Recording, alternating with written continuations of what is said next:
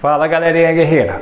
Promessa é dívida. Eu falei para vocês que nós voltaríamos a falar com o professor Kaká de História sobre a famosa Carta de Pero Vaz de Caminha. No vídeo anterior, se você não assistiu ainda, eu estou deixando o link aqui para você acessar. Nós falamos sobre essa discussão que existe se o Brasil realmente foi achado, descoberto ou se foi uma tomada de posse. Foi brilhantemente explicado aí pelo professor Kaká. Mas nós temos outras curiosidades sobre essa carta que também pode virar questão numa prova de vestibular, seja na parte de literatura, seja na parte de história. E é sobre isso que, novamente, hoje eu vou conversar com o professor Kaká para a gente esclarecer determinados pontos aí. Primeiro, no fechamento da carta, o Pero Vaz de Caminha, ele dirige essa carta a El Rei, de Portugal, ele faz um pedido pessoal. Ele diz textualmente: peço que mande vir da ilha de São Tomé a Jorge Osório, meu genro. Ou seja, ele está fazendo um pedido pessoal ao rei. Que história é essa, Kaká? Muito interessante, Altemir. Vou tentar comentar isso assim. O Pero Vaz de Caminha, ele é um escrivão, sabe-se que ele nem era um escrivão oficial da esquadra, e sim de um navio. O que é um escrivão? Qual que é o papel do escrivão? É aquele responsável por relatar, registrar tudo o que acontece durante a viagem e as coisas que ele viu. E o Caminha, ele pede o direito de escrever uma carta para o rei. Olha só, é um direito que cedem a ele para escrever uma carta para o rei Dom Manuel. E realmente é uma carta tão bem escrita que, felizmente, a Unicamp dá um valor bastante importante para esse documento histórico, inclusive conectando esse documento histórico à literatura. Acho isso sensacional. E no final de sua carta, muito bem escrita, o Pero Vaz de Caminha faz um pedido pessoal para o rei. Como nos ataques que a esquadra de Cabral sofre em Calicut, na Índia, o Caminha acaba morrendo por isso. Ele tinha 50 anos de idade e morre. E sensível a essa perda ou à morte do Caminha, a carta chega até as mãos do rei português Dom Manuel e ele concede esse pedido. Que pedido é este?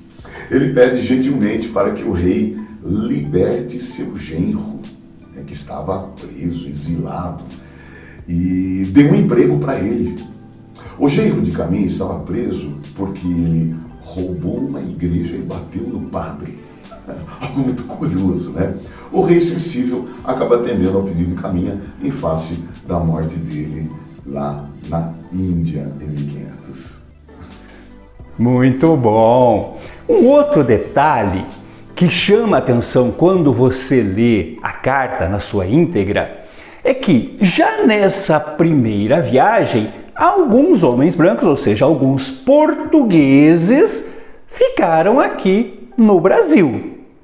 Entre os índios e tal, Pedro Álvares Cabral deixou alguns portugueses, alguns ficaram por conta própria aqui no Brasil em 1500. Depois, numa próxima viagem, eles viriam colher informações com esses homens brancos.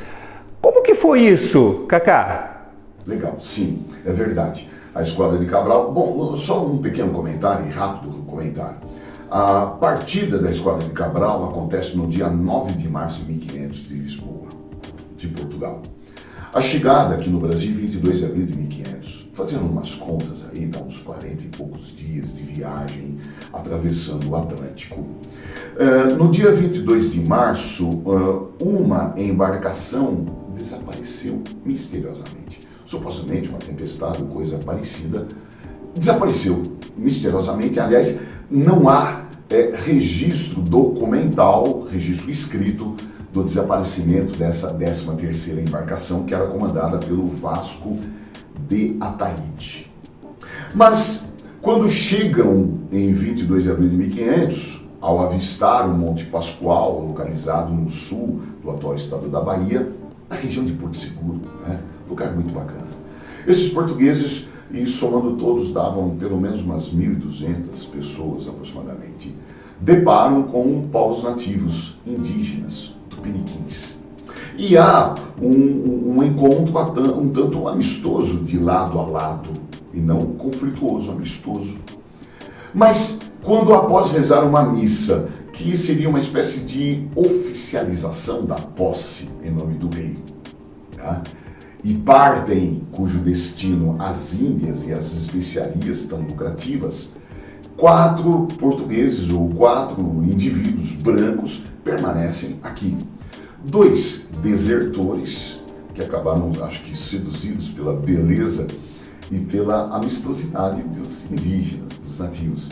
E 2 degredados. O degredado é um criminoso que paga uma pena chamada degredo, que é o exílio, que é o banimento, né?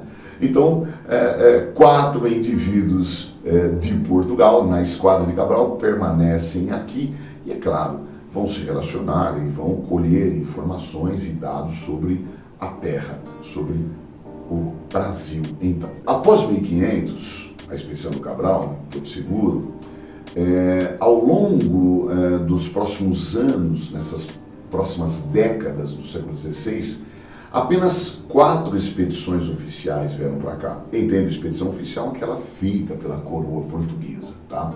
Uma em 1501, comandada por Gaspar de Lemos, a segunda em 1503 por Gonçalo Coelho, e ambas, 1516 e 1526, pelo mesmo navegante português Cristóvão Jacques. Bom, é claro que essas próximas expedições, elas vêm com qual intenção aqui? O reconhecimento.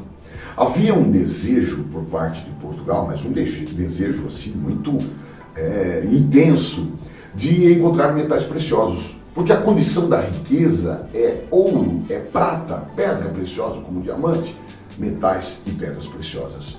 O fato da Espanha, quando ele inicia o processo de conquista na terra dos astecas, no México, com Hernán Cortés, ou na terra dos Incas, atual Peru, com Francisco Pizarro, os espanhóis acertaram, vou brincar com a ideia, na mega sena acumulada da história, pois encontraram, assim, muito em abundância metais preciosos. Isso provoca com que Portugal também pense, queira, deseje emergentemente, urgentemente encontrar os metais preciosos. Portanto, colher informações com os nativos, observar esses nativos aqui, os verdadeiros brasileiros, era uma forma de buscar dados, buscar informações sobre metais preciosos, coisa que não acontece, não há metais preciosos. Então a primeira atividade econômica que vai acontecer aqui é a extração ou a coleta do pau-brasil. Beleza? Que legal. Um outro detalhe que eu estou meio que apostando numa questão da Unicamp são as observações que Caminha faz, tanto sobre a natureza brasileira, mas principalmente sobre os nativos indígenas. Afinal de contas, é o olhar do homem branco sobre o nativo americano. O primeiro olhar do homem branco sobre o nativo americano. O que você tem a nos falar, a comentar sobre esse olhar de Pero Vaz de Caminha, esses comentários de Pero Vaz de Caminha sobre os nativos brasileiros? Cacá. Muito interessante, viu? A carta de Pero Vaz de Caminha, ela revela algumas coisas, como por exemplo isso que você acabou de comentar, o olhar do europeu, o olhar, né, do homem branco sobre o outro. Esse outro não é só o espaço geográfico Brasil, que é uma natureza exuberante, florestas, é um país tropical, mas sobre o outro, os povos nativos, né? E o Caminha, ele escreve sobre essas questões, sobre esses dois olhares, o geográfico e o humano, em sua carta. Por exemplo, o olhar geográfico de Caminha olha, para uma carta para o rei, não esqueça isso, olha, meu rei, eu não vi nada que pudesse sugerir metais preciosos ou pedras preciosas Meu rei, também não encontrei uma pimenta da terra, tipo assim, alguma especiaria que pudesse ser transformada em lucro. Nem algum animal que pudesse também ser transformado em produto de comércio. Mas ele deixa emblematicamente e muito disfarçadamente a ideia de que pode vir a ter. E ele também descreve a natureza exuberante. A gente está falando de Porto Seguro, sul da Bahia, Mata Atlântica, exuberante, diversificada. E ele também se refere à abundância de águas, falando de rios e cachoeiras. Então ele deixa entender que, olha, não há riquezas metálicas aqui, mas essa terra é fértil, pode-se plantar, né? E vai desenvolver mais tarde, a partir de meados do século XVI, a lavoura canavieira e o fabrico do açúcar no Nordeste, o famoso Nordeste açucareiro. Ele também caminha em sua carta, ele faz alguns apontamentos sobre os povos nativos, mais ou menos assim: olha, meu rei, esses nativos têm as vergonhas expostas, sem vergonha de expô-las, isto é, nus. E o que chama muita atenção desses portugueses dessa primeira viagem de 1500, comandada por Cabral, não é só a nudez, mas sim a cor da pele, uma pele mais avermelhada, a cor dos cabelos, cabelo liso, e homens e mulheres com aparência de saudáveis e limpos, muito limpos, inclusive depilados. Esses indígenas, eles depilavam o corpo, inclusive os pelos pubianos, ou com conchas um tanto afiadas, ou mesmo com língua seca de um peixe chamado pirarucu. Isso dava uma impressão para o europeu, sempre vestido com roupas pesadas e avesso ao banho, dava a impressão de que eram saudáveis e limpos. Em dado momento, na carta de Caminha, eu não sei se posso dizer essa palavra, mas eu vou dizer, ele sensualiza a descrição que faz das índias, claro, jovens, dizendo que tem corpos curvilíneos, seios empinados, e ele até diz mais formosas, né, muito hermosas, é a expressão que ele emprega, desse português castiço, antigo, mais formosas do que nossas mulheres daqui de Portugal. Muito legal, muito bom. Obrigado novamente, Cacá, você sempre contribuindo aqui no nosso canal, né? Com esse discurso muito claro, muito elucidativo.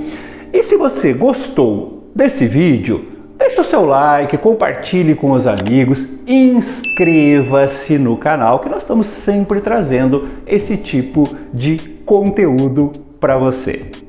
Agora, se você quer o conteúdo completo, a análise completa dessa obra, leitura obrigatória da Unicamp, clica no link abaixo que você será direcionado ao curso completo com análise de todas as obras da Unicamp.